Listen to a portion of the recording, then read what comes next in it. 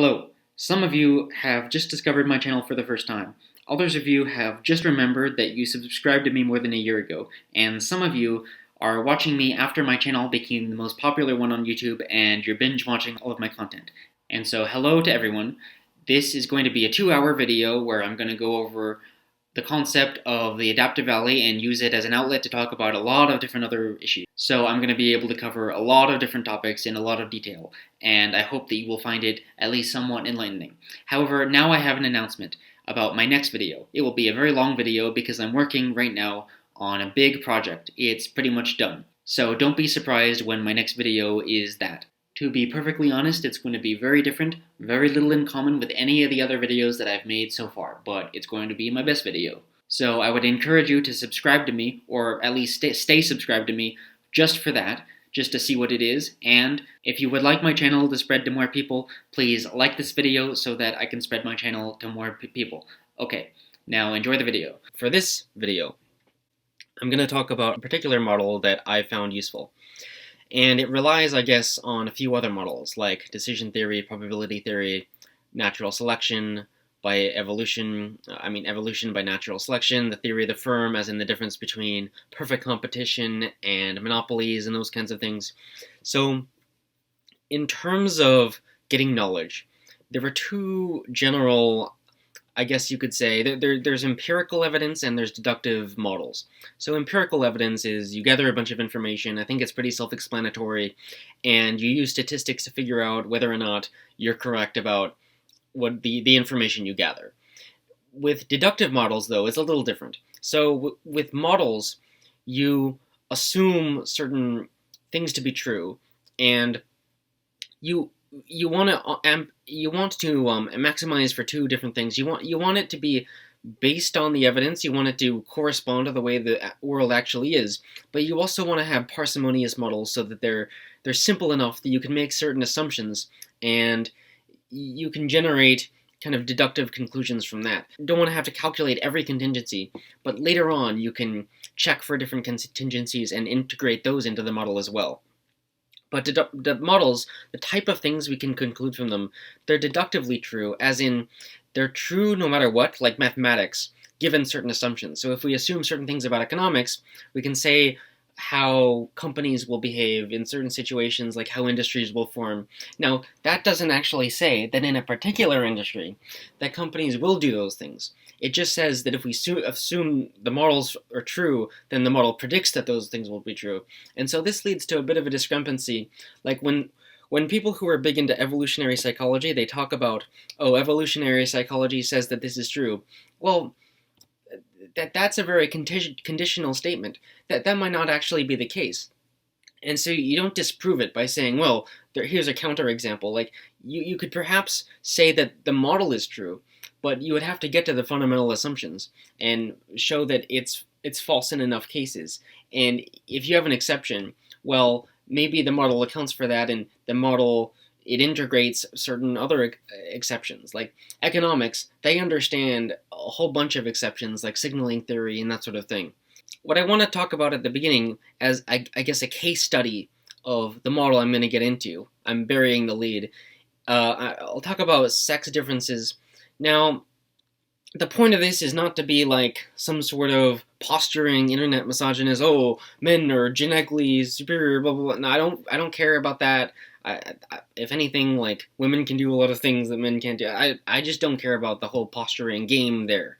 So I'm just taking this example because I think that it's interesting, and it's a very useful way to show the usefulness of the model, which is going to be the adaptive landscape, the peaks and valleys of the adaptive landscape. So this is a good example to start off with. Now, first, let's talk about convergent evolution. So convergent evolution, you probably heard about it in biology class, when multiple species from different histories, they both converge on the same traits just because of the way the environment is, the way the world is. Those traits happen to be the most useful. Those traits happen to be adaptively, environmentally, the best useful traits to have. So The fact that you don't share a common ancestor, that doesn't matter. They can come from different lineages and still have the same traits. For example, um, wings, right? Birds have wings, bats have wings, insects have wings. They're all different types of wings, but they're all wings do the same thing. So you probably heard about convergent evolution. Here is a test that is kind of useful to use. When you look at a trait, ask yourself these 4 questions. First of all, is it complicated? Is it something that would just come about like randomly out of pure chance, or does it seem kind of intricate, kind of like a structure that's been encoded? Second, is it a costly trait to have? So, for example, you have a big tail. The big tail, well, you need resources to maintain it, as in you need sustenance, you need, to keep up the tail, you need to grow it, you need to provide blood to the tail, whatever. The tail weighs you down, maybe. So the tail could have a cost. It might have greater benefits, but at least it has some cost to operate. The third thing, is it unevenly distributed? So organisms with the tail, do some of them have a really long tail and other ones have a really short tail? Or is there any difference at all? If they all have exactly the same length of tail, maybe it's like the tail is an artifact of something else. They don't actually want the tail. You want to measure, is there variation at least in the tail, so that it's not just a binary thing. The fourth thing is that, has it endured for many generations? Have many generations had the tail or the trait? If all those things are true, a lot of people want to jump to conclusions like, say, it's definitely this or definitely that. Some people want to say it's definitely an adapted trait. It's definitely provides some benefit. Other people want to say, well, it's a pathogen if it has those traits. Well, I want to say you don't really know if it's an adaptive trait or a pathogen, but it's one of those two. And I would say the main difference between an adaptive trait and a pathogen is that an adaptive trait follows from parent to offspring, so it's actually in the interest of whatever that thing is that is creating the trait. It's in the interest of it to bolster up the organism itself. Like, so let's say two organisms join up in harmony, like the dog and man. Like dog and man work together. Or let's say gut bacteria and yourself. So the gut bacteria might help you digest certain foods. If it persists from generation to generation within the same group of people, well, probably it might help you survive because it's in the interest of the trait to do so.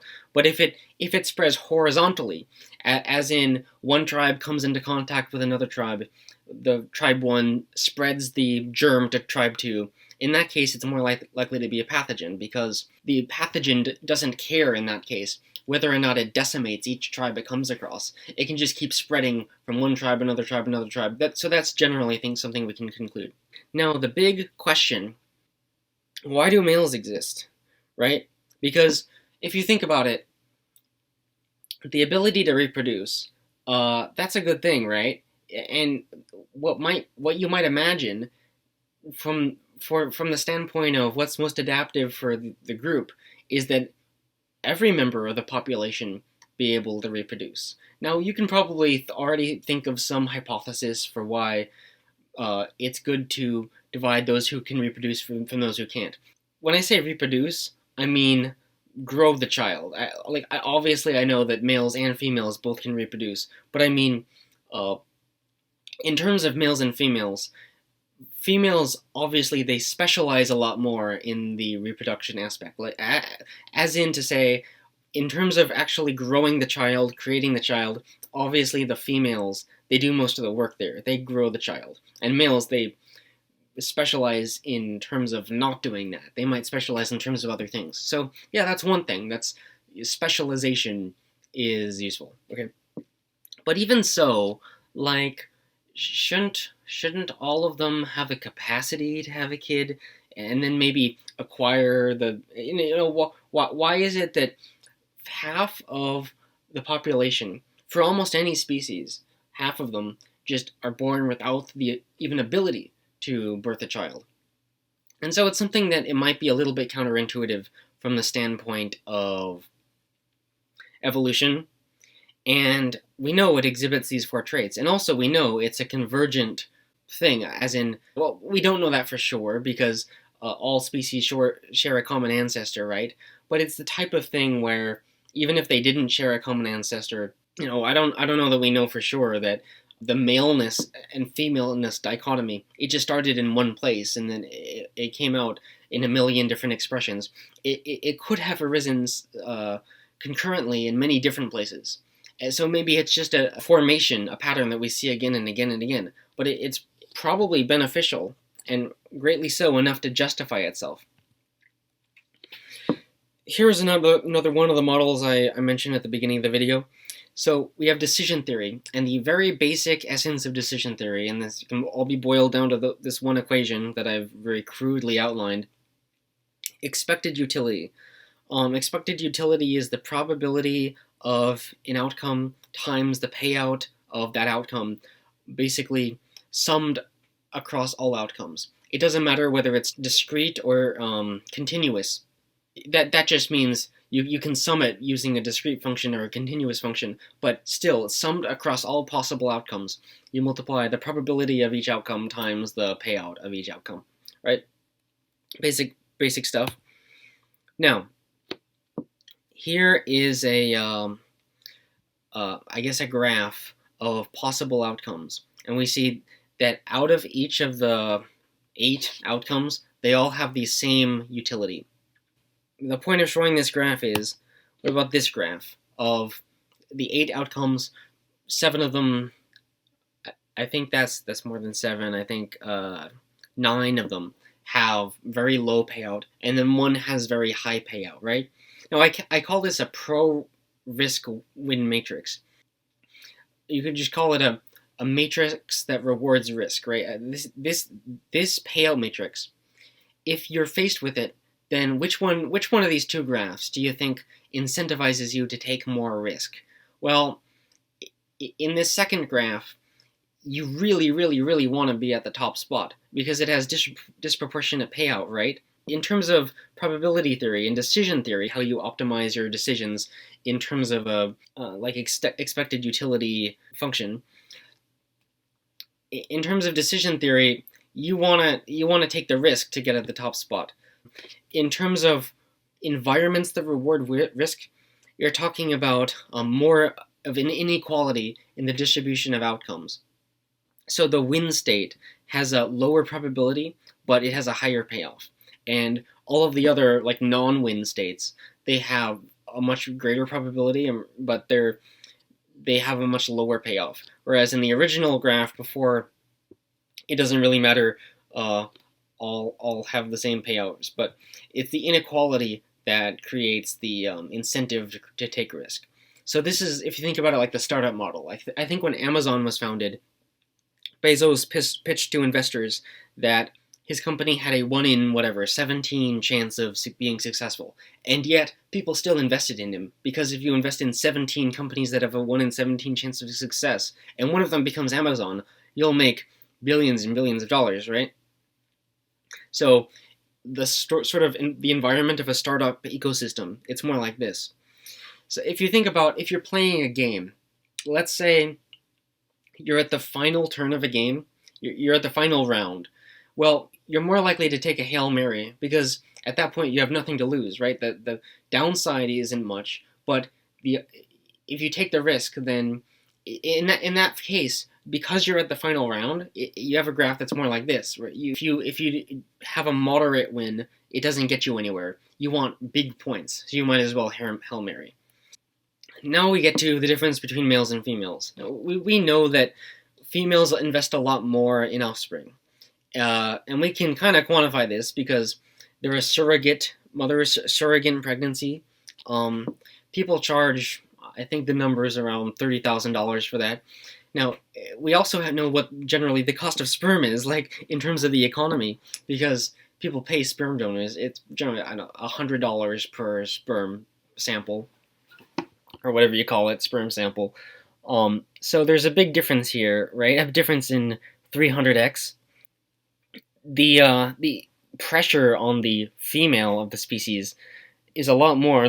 She has to deliver a lot more. It's a lot more costly. So if you do bring a baby to term, you want to be sure that that's in a good situation, that you like the genetics of the baby. I mean, you don't think about it like this, but you pick a good partner, you're settled, you're in a good situation, you're in a good environment. Another big consequences of this is that males can have a lot more children than females. Males, it's practically unlimited, however many partners you can accumulate. Females, there's an upper limit. You only have so many years in your life, and a baby takes 9 months, right? And only some of those years are you're fertile. So what's the maximum number of babies you can have? Well, a dozen is pushing it. I'm sure there's like a world record of 50 or 70 or something like that, but there are these fundamental limits. So males are more disposable, right? You only need one male in the whole village to repopulate the whole village. Well, you probably don't want that, but in theory, right, for a whole tribe, one alpha male could repopulate the whole tribe if all the other males died, but just in theory.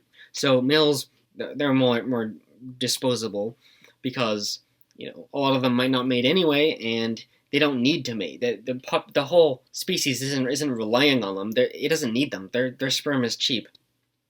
Now these are a lot of these kind of factoids that you probably have already thought of. Like if you've been into evolutionary psychology, these kind of politically incorrect, like obvious truths that just me stating them, either you think that I'm wrong or you think that what I'm saying is obvious, right? So if you think what I'm saying is wrong, then what you're going to do is you're going to nitpick every single little statement that I say and think that I made some tiny error here and there in terms of the language that I used or how I explained it or the terminology or something like that. If you think that what I'm saying is true, then you just think, oh, why am I going over this trying to sound smart when like you already knew this already like a long time ago. But it's important just to remember that what I'm saying, it follows from the model. It doesn't necessarily manifest like this, like in all cases, especially not in all species. But if we make certain assumptions about given a species, these are the constraints, then you're going to get a lot of the outcomes I'm outlining. One important other note is the fact that modern society doesn't necessarily have these constraints. We might have overcome, quote unquote, these constraints. That doesn't change the fundamental pressures that molded our evolution. So we are still species that were molded, or you don't like the term molded. We evolved under these constraints. So our nature as a species is basically modeled after this. Now it might be changing. We might be evolving away from it, but that takes a long time, right? So that's one disclaimer. Here's a graph I got somewhere. The number of children for males and females. You can see the equality I was talking about earlier. Now, the mean number of children, it's no different. And we can get into this later, why that's the case. But the variance for males, that's what we actually perfectly expect that it would be a lot different, right? For the males, you have a lot more that have 0 children. And then some that have, 7 kids. So to emphasize, it's the probability of success and the upside of success. That's decision theory. So there is more risk for males than for females. For males, there's a much greater risk that you'll just have 0 children, but then there's a chance that you might have tons and tons of children, right? Because, of course, there's inequality in the sexual success of males. That's obvious. But the opposite of that is that females, there's a lot less risk, right? Because females, you're in higher demand anyway. There's a limit to how many kids you can have anyway. So females, it's more the variance is much less. So there's a lower risk strategy for males and females. So this is an example of what variance is. So the blue one has less variance. The yellow one has a lot more variance. It's pretty simple to understand, and if you know anything about statistics, you understand this. It's the standard deviation. So the red has average standard deviation. So these bell curves, they can represent, like, just imagine the x-axis is any trait. The going left is less of that trait, right is more of that trait. Why I'm explaining this because there are other graphs that kind of build on this, but I know this is basic stuff. But the y-axis is how many people within the population have that trait. For the yellow line, that is a population for which the yellow line describes that population. That's a population that is, I'm using the language of they're taking more risk. They're experimenting on the edges. So the reason why this is significant is this black line that I drew here. You can think of it this like a payout matrix. So the y-axis for the black line is when you reach that level, what is your expected utility from having that amount of that trait? And so if there's a lot of inequality, then in this case, the yellow line is actually at a big advantage because of that inequality. There's a lot more organisms on the yellow line far to the right, and they will have really disproportionate benefits. Whereas the blue line, they're more closer to the average. So although there's fewer blue organisms that have just zero payoff, there's also a lot fewer that have a really, really big payoff. And you care a lot more about the really, really big payoff. So you really want to be a yellow organism here. What I'm ultimately getting at is the greater male variability hypothesis. And that is that according to various metrics, personality metrics, IQ metrics, measures of the lengths of body parts and stuff that both males and females have, males have more variance and they have more physical anomalies, and you'll find more male geniuses and more male idiots, and more males in prison and more males in top positions, and the greater male variability. In personality, this is a lot based on self-reports are inaccurate as much. But if you look at true personality metrics, yeah, there is more male variance. I'm not going to cite the studies here, but you can just go up on Google Scholar and look them up, and you'll find that basically it's basically going to back up what I'm saying. I mean, there's a lot of things contested here, but the basic premise of like IQ being more unevenly distributed, that's basic consensus. And that's what Larry Summers was kicked out of Harvard for saying this. He pointed out, like, as a fact of admissions, that you're going to find more variance in the IQs of males, and that's going to factor into admissions. And this is just a fact. It's just a fact. And he was kicked out of Harvard for saying it, which is not surprising. Another interesting thing is the differences are larger in more developed countries, because I guess in more developed countries, people have the ability to express themselves closer to how they actually want to express themselves, whereas in developing countries, they have less freedom to do so. I mean, that's the hypothesis they have. So males, here's my claim, are going to exhibit more risky phenotypes. And what I mean by that is not just risk-taking behaviors. Like, we all understand risk-taking behaviors, but a risky phenotype is like a set of traits that if you have them, they might really not pay off that much.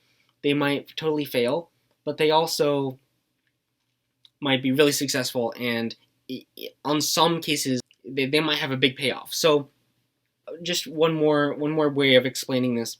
I believe that one of the things that is evolutionary selected for in organisms, it's not just their traits, it's also the propensity to develop certain traits. So I believe there's like evolution of the process by which evolution progresses, like meta-evolution. That might seem a little bit convoluted or out there, but if you break down evolution by natural selection into its subcomponents, into the subcomponents of reproduction and variation in the offspring and the selection of the offspring, let's just look at, for example, the reproduction aspect, right? We know that that is subject to evolution because there are species that have more children per litter, there are species who have fewer children per litter. There are selected versus K-selected, essentially being a big input into that. And so if you just look at the reproduction aspect, we know that it's your genes that essentially determine the difference between species. One species has many children per litter or so on.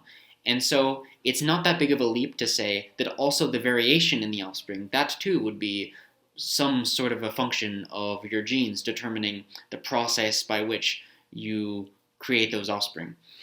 I think that's something that follows insofar as it's an advantage to have more variation in your offspring, insofar as that's the case. So you might reproduce and have like 10 children per litter, and no, because they are really risky phenotypes, is the term I'm using. 9 might die out because of they have risky phenotypes and it didn't work for them because it was too far, it was too off, it was the wrong combination of traits. But 1, you had a really weird combination of traits, but it just happened to work, and that was good for you. This might not play out in terms of humans this much because, generally speaking, this language even sounds weird. But in terms of other species or such, this model would predict there would be more variance in the traits of your male offspring. And I'm not saying this to like posture in terms of, well, males are more blah blah blah. Like, I just legitimately think this is pretty interesting. I've really buried the lead, but this is the topic of the video. This is the adaptive landscape. So let me just describe what we're looking at.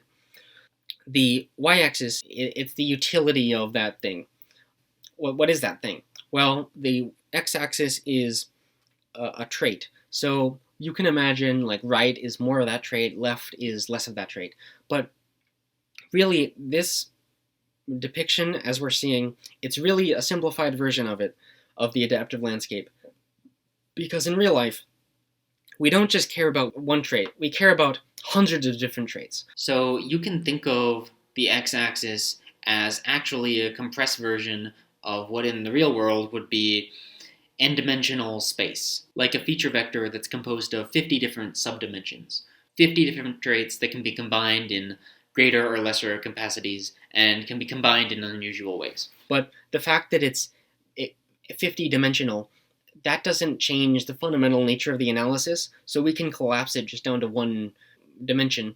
And the x-axis, it just shows difference. So if you move right, you become more and more and more different. So 2 points that are right next to each other, they'll be kind of similar kind of traits, but 2 points that are way different than each other, they're really different traits.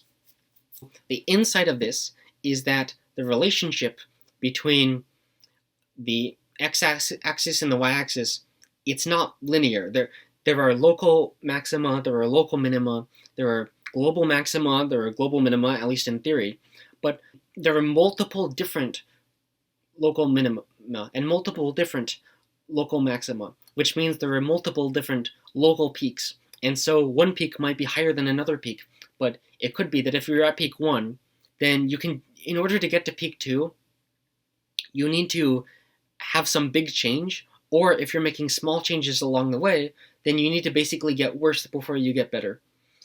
This can be one of those counterintuitive things where in order to improve, it needs to look at first like you're not improving. Or in order to improve, you need to take a bunch of chances at a bunch of different possibilities and just throw out your seed and see if one of them happens to fall in exactly the right combination. Because in real life, it's not this simple. In real life, you need to optimize for like 50 different traits and hope that one of them falls on peak 2, which is higher than, let's say, you're currently on peak 1. So natural selection, right? Natural selection is typically incrementalist. It's trial and error. The children are not identical to their parents, so there are differences, and there's adaptions, and there's mutations, but how big are those mutations? Natural selection is typically an incrementalist process. A child will be a little bit different than their parent, their parent is a little bit different than their parent, and over time, the differences, they accumulate, they stack.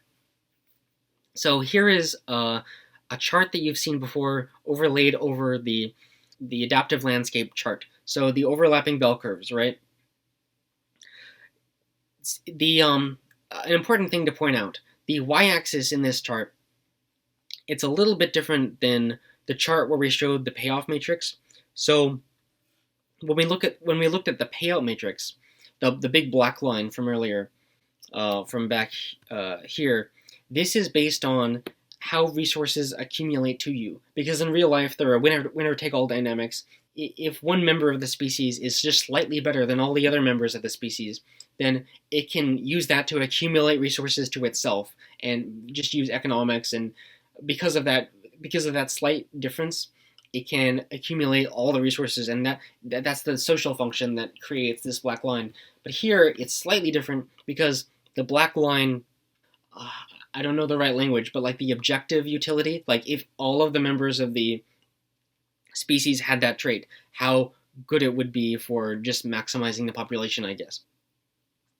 What I want to point out here is that here we have most of the members of the population clustered around peak 1, but also the red and blue lines are the distribution of members of that species. So you have population 1 in red and population 2 in blue. Maybe the species lives in 2 different places, and in the place with all the blue creatures, there's a lot more variance because of whatever their mating strategy is or something like that. That they produce a lot more variation in their offspring. Now, I explained earlier that the x-axis, it's not necessarily one-dimensional, it can be multiple dimensions. Now, this is a stab at doing a two-dimensional expression of the traits. So the whole thing is three-dimensional. So you can go left, right, all over the adaptive landscape. And here it really looks like a landscape. It looks like a mountain range of hills and valleys and that sort of thing. Well, in asexual reproduction, we have less variation among the offspring. Whereas in sexual reproduction, I suppose we can conclude it allows for more of that experimentation because of the males of the species, perhaps. So, a few facts about males that you know from stereotypes. Males are more prone to risk-taking. Males are more combative and competitive. Males are more aggressive, self-destructive. Males are more prone to systematizing than to empathizing. Now, you know this is true because of stereotypes, and there are a lot of people around you who want to say you shouldn't fall victim to stereotypes, you shouldn't believe stereotypes. Well, here's the thing, stereotypes, and a lot of times they are true, right? They'll try to convince you that they're not true, but of course they are. Females, they are competitive, but they're more covertly competitive. For females, you don't get penalized for being the average member of the group. For males, you want to really try to become one of the best members of the group, the leader, or at least get some sort of benefit that the leader gives you by virtue of giving them your support.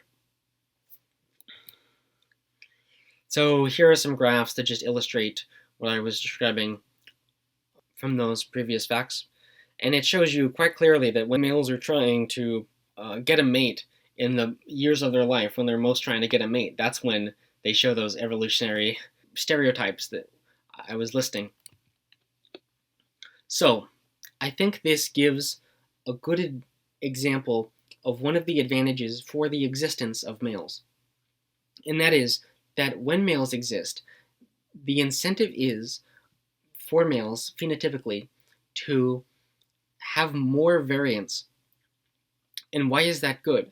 Because if we remember back to the adaptive landscape, you actually want more variance because it's good overall, like that if you find a peak on the adaptive landscape, a new peak that no one else has found, that's really good because then you get to exploit it and take advantage of it. And it might be really better than if you had to just stick with the crowd the whole time. But if all of the members of your species are female, then there's not the incentive to take those risks as much. So it's actually bad because even a single member of the species could have really maximized their adaptive, could have really maximized their offspring by being a male and then taking risks and then succeeding.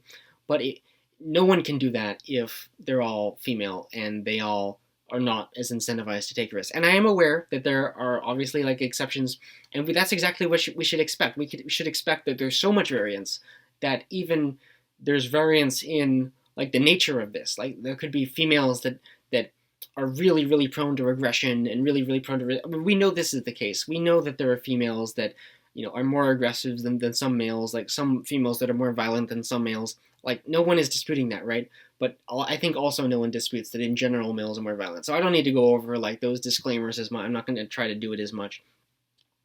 There is one question that I have left on the table though. Okay, let's say you buy everything that I've said so far. Why do you need half of the population to be male? Because I already said males are more disposable. You only need one male to repopulate the whole village. But doesn't that mean that there's like an incentive to only have females, but if you think about it, it doesn't work that way. Like, yeah, it might be true in some cases that it's best for the group that 90% of your offspring are female, but there are problems with group selection. Really, we're talking about individual selection, and for the individual, the most evolutionary optimal thing is to have 50-50 male-female, because males and females have the same expected utility. Because the expected utility, it takes into account the chance of having a kid, yes, but it also takes into account the payout if you, how do I say it? It takes into account whether or not you're going to mate at all, but it also takes into account the number of children that you will have if you do mate. So, because if you remember back to the equation of expected utility is the probability of each outcome times the payout of each outcome. So, another way of expressing this that is perhaps a better way of saying it is every child, they have a male parent and a female parent. So there is equal as much opportunity for males and females to have children. The fact that that opportunity is not equally distributed, it's true, yes, but that doesn't change the fact that if you have a male, the average number of kids that you expect that male to have is the same as the average number of kids you expect the female to have, given that the populations are 50-50. Now, if you're in an environment where there are 90% females, 10% males, then it's an incentive to have more males, because then it's really good to be a male in that environment. If you're in an environment that's 90% male, 10% female, then it's really hard to be a male, because the males they're competing over fewer and fewer females. So it's actually better to be a female in that environment. And so the equilibrium is, it will all go back to 50-50 if you just look at the math of individual selection. So that might explain, even though, yeah, in some cases it would be better for the population that you would have a greater distribution of females or what have you. But for just in general, ignoring any exceptions, the typical thing is a 50-50 split between males and females, just because that's how the math of the expected utility works out.